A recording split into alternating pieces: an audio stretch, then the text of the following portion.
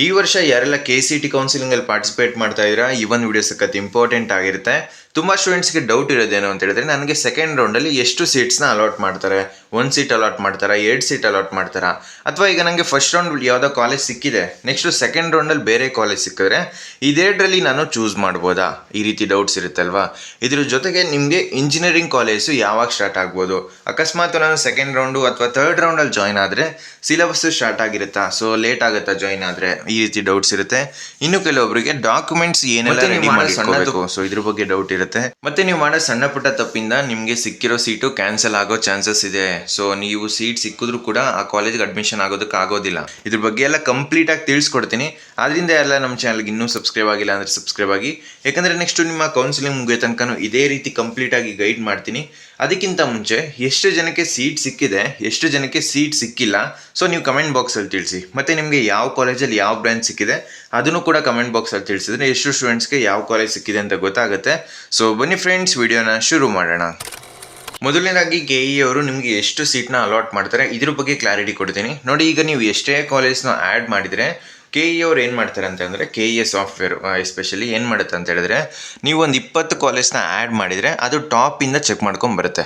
So ಟಾಪಿಂದ check ಮಾಡ್ಕೊಂಬಂದಾಗ so ಅದು ಎಲ್ಲ category reservations ಮತ್ತು ಆ ಒಂದು ಕಾಲೇಜಲ್ಲಿ ವೇಕೆನ್ಸಿ ಎಷ್ಟಿದೆ ಇಷ್ಟನ್ನು ಕನ್ಸಿಡರ್ ಮಾಡಿ ಅದು ನಿಮಗೆ ಒಂದು ಕಾಲೇಜ್ನ ಅಲಾಟ್ ಮಾಡುತ್ತೆ ಅಂತ ಅಂದ್ಕೊಳ್ಳಿ. ಈಗ ಫಸ್ಟ್ ರೌಂಡಲ್ಲಿ ಅಲಾಟ್ ಆಗಿರುತ್ತೆ, ಅಥವಾ ಫಸ್ಟ್ ರೌಂಡಲ್ಲಿ ಆಗಲಿಲ್ವಾ ಸೆಕೆಂಡ್ ರೌಂಡಲ್ಲಿ ಅಲಾಟ್ ಆಯಿತು ಅಂತ ಅಂದ್ಕೊಳ್ಳಿ. ಸೊ ಅವಾಗ ಯಾವ ರೀತಿ ವರ್ಕ್ ಆಗುತ್ತೆ ಅಂದರೆ, ನೀವು ಎಷ್ಟಾದರೂ ಕಾಲೇಜ್ನ ಆ್ಯಡ್ ಮಾಡಿದರೂ ನಿಮಗೆ ಅಲಾಟ್ ಆಗೋದು ಒಂದೇ ಕಾಲೇಜು.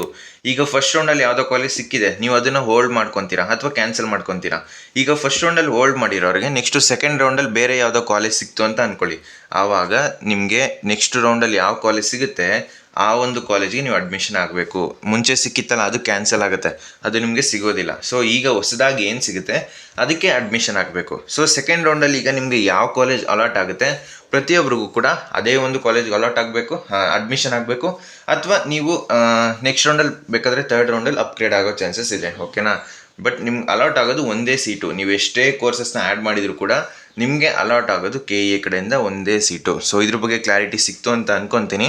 ನೆಕ್ಸ್ಟು ಇದಾದಮೇಲೆ ಸೀಟು ಕ್ಯಾನ್ಸಲ್ ಆಗುತ್ತೆ ಅಂತ ಹೇಳಿದೆ ಅಲ್ವಾ. ಸೊ ಇದು ಯಾವ ರೀಸನಿಂದ ಕ್ಯಾನ್ಸಲ್ ಆಗುತ್ತೆ ಅಂತ ಹೇಳಿದ್ರೆ, ಒಂದು ನೀವು ಫೀಸ್ ಪೇಮೆಂಟ್ನ ಕರೆಕ್ಟಾಗಿ KE ಅವರು ಕೊಟ್ಟಿರೋ ಟೈಮ್ಗೆ ಮಾಡಲಿಲ್ಲ ಅಂತ ಹೇಳಿದ್ರೆ. ನೆಕ್ಸ್ಟು ಅಡ್ಮಿಷನ್ನು, ಸೊ ಅವರು ಡೆಡ್ಲೈನ್ ಕೊಟ್ಟಿರ್ತಾರೆ ಅಡ್ಮಿಷನ್ ಆಗೋದಕ್ಕೆ. ಆ ಒಂದು ಡೆಡ್ಲೈನ್ ಒಳಗಡೆ ನೀವು ಕಾಲೇಜ್ಗೆ ಹೋಗಿ ಅಡ್ಮಿಷನ್ ಆಗಬೇಕು. ಸೊ ಇದು ಅಡ್ಮಿಷನ್ ಮಾಡ್ಕೊಳ್ಳಿಲ್ಲ ಅಂತ ಹೇಳಿದ್ರೆ ಸೀಟ್ ಕ್ಯಾನ್ಸಲ್ ಆಗುತ್ತೆ. ಇನ್ನು ಕೆಲವೊಂದು ಕೇಸಸಲ್ಲಿ ನೀವು ರಿಕ್ವೈರ್ಡ್ ಡಾಕ್ಯುಮೆಂಟ್ಸ್ನ ಕಾಲೇಜ್ಗೆ ಸಬ್ಮಿಟ್ ಮಾಡಿಲ್ಲ ಅಂದರೆ ಸೊ ಅಲ್ಲೂ ಕೂಡ ನಿಮ್ಮ ಸಿಕ್ಕಿರೋ ಸೀಟ್ ಕ್ಯಾನ್ಸಲ್ ಆಗೋ ಚಾನ್ಸಸ್ ಇದೆ. ಆದ್ದರಿಂದ ನೀವೆಲ್ಲಾನು ಕೂಡ ಈಗಲೇ ಪ್ರಿಪೇರ್ ಮಾಡಿ ಇಟ್ಕೊಳ್ಳಿ. ಸೊ ಕೆಲವೊಂದು ಕಾಲೇಜಲ್ಲಿ ಒಂದಷ್ಟು ಡಾಕ್ಯುಮೆಂಟ್ಸ್ ಇಲ್ಲ ಅಂದರೆ ಅಲೋ ಮಾಡ್ತಾರೆ ನೆಕ್ಸ್ಟ್ ಸಬ್ಮಿಟ್ ಮಾಡಿ ಅಂತ, ಬಟ್ ಸೇಫರ್ ಸೈಡ್ಗೆ ನೀವು ಇಟ್ಕೊಂಡಿರಲೇಬೇಕು, ಓಕೆನಾ. ನೆಕ್ಸ್ಟು ಏನೆಲ್ಲ ಡಾಕ್ಯುಮೆಂಟ್ಸ್ ರೆಡಿ ಇಟ್ಕೋಬೇಕು, ಸೊ ಇದ್ರ ಬಗ್ಗೆ ಒಂದು ಡೀಟೈಲ್ಡ್ PDF ನಮ್ಮ ವಾಟ್ಸಪ್ ಚಾನಲ್ ಅಪ್ಲೋಡ್ ಮಾಡಿದ್ದೀನಿ. ಅದರಲ್ಲಿ ಯಾವೆಲ್ಲ ಡಾಕ್ಯುಮೆಂಟ್ಸ್ ಬೇಕು ಅದ್ರ ಬಗ್ಗೆ ಡೀಟೇಲ್ ಆಗಿ ಮೆನ್ಷನ್ ಮಾಡಿದ್ದೀನಿ. ಸೊ ಈ ಒಂದು ಡಾಕ್ಯುಮೆಂಟ್ಸ್ ಏನೇನು ಬೇಕು ಆ PDF ಬೇಕು ಅಂತ ಹೇಳಿದ್ರೆ ಜಸ್ಟ್ ನಮ್ಮ ವಾಟ್ಸಪ್ ಚಾನಲ್ಗೆ ಜಾಯ್ನ್ ಆಗಿ ಲಿಂಕ್ ಡಿಸ್ಕ್ರಿಪ್ಷನಲ್ಲಿ ಮತ್ತು ಕಮೆಂಟ್ ಬಾಕ್ಸಲ್ಲಿ ಕೊಟ್ಟಿರ್ತೀನಿ, ಓಕೆನಾ. ನೆಕ್ಸ್ಟು ಕಾಲೇಜು ಯಾವಾಗ ಸ್ಟಾರ್ಟ್ ಆಗುತ್ತೆ. ಸೊ ಈಗ ನಾನು ಸೆಕೆಂಡ್ ರೌಂಡಲ್ಲಿ ಜಾಯ್ನ್ ಆಗ್ತೀನಿ, ಇನ್ನು ಕೆಲವೊಬ್ರು ಥರ್ಡ್ ರೌಂಡಲ್ಲಿ ಜಾಯ್ನ್ ಆಗೋದಕ್ಕೆ ಪ್ಲ್ಯಾನ್ ಮಾಡ್ಕೊಂಡಿರ್ತಾರೆ, ಓಕೆನಾ. ಇಲ್ಲಿ ತುಂಬ ಸ್ಟೂಡೆಂಟ್ಸ್ಗೆ ಡೌಟ್ ಇರೋದು, ಈಗ ಅಕಸ್ಮಾತ್ ನಾನು ಥರ್ಡ್ ರೌಂಡಲ್ಲಿ ಜಾಯ್ನ್ ಆದರೆ ಕಾಲೇಜ್ ಸ್ಟಾರ್ಟ್ ಆಗಿರುತ್ತೆ, ಸೊ ಸಿಲೆಬಸ್ ಎಲ್ಲ ಮಿಸ್ ಆಗಲ್ವಾ. ಸೊ ಈ ರೀತಿ ಡೌಟ್ಸ್ ಇರುತ್ತೆ ಅಲ್ವಾ. ನೋಡಿ, ನಿಮಗೆ ಈಗ ಪ್ರತಿಯೊಂದು ಇಂಜಿನಿಯರಿಂಗ್ ಕಾಲೇಜಲ್ಲೂ ಸ್ಟಾರ್ಟಿಂಗು ಒಂದು 10 to 15 ಡೇಸು ನಿಮಗೆ ಇಂಡಕ್ಷನ್ ಪ್ರೋಗ್ರಾಮ್ ಅಂತ ಮಾಡ್ತಾರೆ. ಪ್ರತಿಯೊಂದು ಕಾಲೇಜಲ್ಲಿ ಆಲ್ಮೋಸ್ಟ್ ಎಲ್ಲ ಕಾಲೇಜಲ್ಲೂ ಮಾಡ್ತಾರೆ. ಸೊ ಅದಾದಮೇಲೆ VTU ಅವ್ರು ಏನು ಮಾಡಬೇಕಂತ ಹೇಳಿದ್ರೆ ಒಂದು ಶೆಡ್ಯೂಲ್ನ ರಿಲೀಸ್ ಮಾಡಬೇಕು. ಸೊ VTU ಕಾಲೇಜು ಯಾವಾಗ ಸ್ಟಾರ್ಟ್ ಆಗಬೇಕು ಅಂತ VTU ಅವರು ಆ ಒಂದು VTU ಟೈಮ್ ಟೇಬಲ್ನ ಫಾಲೋ ಮಾಡಬೇಕು. ಸೊ ಮೋಸ್ಟ್ಲಿ ಆಗಸ್ಟ್ ಎಂಡ್ ಅಥವಾ ಸೆಪ್ಟೆಂಬರ್ ಫಸ್ಟ್ ವೀಕಲ್ಲಿ ಕಾಲೇಜು ಅಫಿಷಿಯಲಿ ಸ್ಟಾರ್ಟ್ ಆಗ್ಬೋದು. ಸೊ ಇದು ಜಸ್ಟ್ ಪ್ರಿಡಿಕ್ಷನ್ ಅಷ್ಟೇ. ಇನ್ನು ಆಟೋನಮಸ್ ಕಾಲೇಜು, ಸೊ ಆಟೋನಮಸ್ ಕಾಲೇಜಲ್ಲಿ ಏನಾಗುತ್ತೆ ಅಂದರೆ ಅವರೇ ಒಂದು ಸಪ್ರೇಟು ಶೆಡ್ಯೂಲ್ನ ಫಾಲೋ ಮಾಡ್ತಾರೆ. ಸೊ ಆಲ್ಮೋಸ್ಟ್ ಎಲ್ಲ ಕಾಲೇಜಲ್ಲೂ ಕೂಡ starting 10 to 15 days induction program ಇರೋದರಿಂದ ಸೊ ನಿಮಗೆ ಏನು ಜಾಸ್ತಿ ಸಿಲೆಬಸ್ ಮಿಸ್ ಆಗೋದಿಲ್ಲ. ಕೆಲವೊಂದು ಕಾಲೇಜಲ್ಲಿ ಸ್ಟಾರ್ಟ್ ಆಗಿದ್ರು ಕೂಡ ನೆಕ್ಸ್ಟ್ ನೀವು ಅದನ್ನು ಕವರ್ ಮಾಡ್ಕೋಬೋದು. ಸೊ ಜಾಸ್ತಿ ಏನು ಟೆನ್ಷನ್ ಮಾಡ್ಕೋಬೇಡಿ. ನಿಮ್ಮ ಗೋಲ್ ಏನಿದ್ರು ಬೆಸ್ಟ್ ಅಂದರೆ ಬೆಸ್ಟ್ ಕಾಲೇಜು ನಿಮ್ಮ ರ್ಯಾಂಕ್ ತಕ್ಕಂತೆ ಸಿಗುವಂಥದ್ದು. ಸೊ ಅದಕ್ಕೆ ನಿಮ್ಮ ಗೋಲ್ ಇರಬೇಕು. ಸೊ ಅದನ್ನು ಟಾರ್ಗೆಟ್ ಮಾಡಿ. ಸೊ 4 ಇಯರ್ಸು ನೀವು ಆರಾಮಾಗಿ ಸ್ಪೆಂಡ್ ಮಾಡಿ. ಪ್ಲೇಸ್ಮೆಂಟ್ ಬಗ್ಗೆ ಏನು ನಿಮಗೆ ಟೆನ್ಷನ್ ಇರಬಾರ್ದು. ಸೊ ಕಾಲೇಜ್ ಕರಿಕ್ಯುಲಮ್ ಅದೇ ರೀತಿ ಇರಬೇಕು, ಮತ್ತು ಪ್ಲೇಸ್ಮೆಂಟ್ ಸಪೋರ್ಟು ಕೂಡ ಅದೇ ರೀತಿ ಇರಬೇಕು. ಆ ಥರ ಟಾಪ್ ಕಾಲೇಜ್ನ ಚೂಸ್ ಮಾಡಿ. ಸೊ ನೆಕ್ಸ್ಟು ನಿಮಗೆ ಯೂಸ್ ಆಗುತ್ತೆ, ಓಕೆನಾ. ಸೊ ಕಾಲೇಜ್ ಸ್ಟಾರ್ಟ್ ಆಗೋದು ಆಗಸ್ಟ್ ಲಾಸ್ಟ್ ವೀಕಲ್ಲಿ ಅಥವಾ ಸೆಪ್ಟೆಂಬರ್ ಫಸ್ಟ್ ವೀಕಲ್ಲಿ ಸ್ಟಾರ್ಟ್ ಆಗ್ಬೋದು. ಓಕೆನಾ, ಇದು ಜಸ್ಟ್ ಪ್ರೆಡಿಕ್ಷನ್ ಅಷ್ಟೇ. ನೆಕ್ಸ್ಟ್ ಇದಾದಮೇಲೆ ತುಂಬ ಸ್ಟೂಡೆಂಟ್ಸ್ಗೆ ಡೌಟ್ ಇರೋದು, ಎಲ್ಲರಿಗೂ ಕೂಡ ಕಾಲೇಜ್ ಅಪ್ಗ್ರೇಡ್ ಆಗುತ್ತಾ? ಸೊ ಈ ರೀತಿ ಡೌಟ್ಸ್ನ ಕೇಳ್ತಾ ಇದ್ದೀರಾ.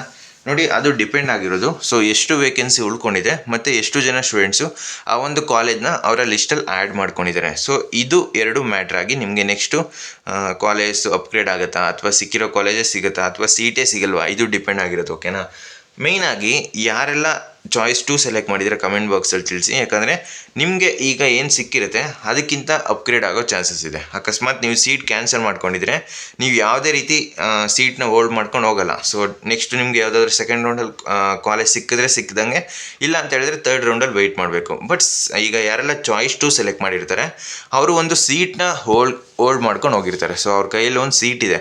ನೆಕ್ಸ್ಟು ಇನ್ನೂ ಅದಕ್ಕಿಂತ ಬೆಟರ್ ಕಾಲೇಜ್ಗೆ ಅವರು ಅಪ್ಗ್ರೇಡ್ ಆಗ್ತಾಯಿದ್ದಾರೆ. ಸೊ ಅದರಿಂದ ಗೊತ್ತಾಗುತ್ತೆ ಯಾರೆಲ್ಲ ಚಾಯ್ಸ್ 2 ಸೆಲೆಕ್ಟ್ ಮಾಡಿದ್ದಾರೆ ಅಂತ ಕಮೆಂಟ್ ಬಾಕ್ಸಲ್ಲಿ ತಿಳಿಸಿ. ಓಕೆನಾ, ಸೊ ಇಷ್ಟು ಡೌಟ್ಸು ಕ್ಲಾರಿಟಿ ಸಿಕ್ತು ಅಂತ ಅನ್ಕೊತೀನಿ. ಬೇರೆ ಏನಾದರೂ ಡೌಟ್ಸ್ ಇರೋ ಕಮೆಂಟ್ ಬಾಕ್ಸಲ್ಲಿ ತಿಳಿಸಿ. ಸೊ ಯಾರೆಲ್ಲ ಚಾಯ್ಸ್ ಎಂಟ್ರಿ ಆಲ್ರೆಡಿ ಕಂಪ್ಲೀಟ್ ಮಾಡಿದ್ದೀರಾ, ನೆಕ್ಸ್ಟು ನೀವು ಯಾವ ರೀತಿ ನಿಮ್ಮ ಕಾಲೇಜ್ನ ರೀಆರ್ಡರ್ ಮಾಡ್ಕೋಬೇಕು, ಸೊ ಯಾವ ಕಾಲೇಜ್ನ ಡಿಲೀಟ್ ಮಾಡ್ಕೋಬೇಕು, ಇದ್ರ ಬಗ್ಗೆ ಗಮನ ವಹಿಸಿ. ಸೊ ಜಾಸ್ತಿ ನಿಮಗೆ ನೆಕ್ಸ್ಟು ಏನೆಲ್ಲ ಅಪ್ಡೇಟ್ ಬರುತ್ತೆ, ಸೊ ಅದ್ರ ಬಗ್ಗೆ ಟೆನ್ಷನ್ ತಗೋಬೇಡಿ. ಯಾಕಂದರೆ ಪ್ರತಿಯೊಂದನ್ನು ಕೂಡ ನಮ್ಮ ಚಾನಲಲ್ಲಿ ಅಪ್ಡೇಟ್ ಮಾಡ್ತಾ ಇರ್ತೀವಿ.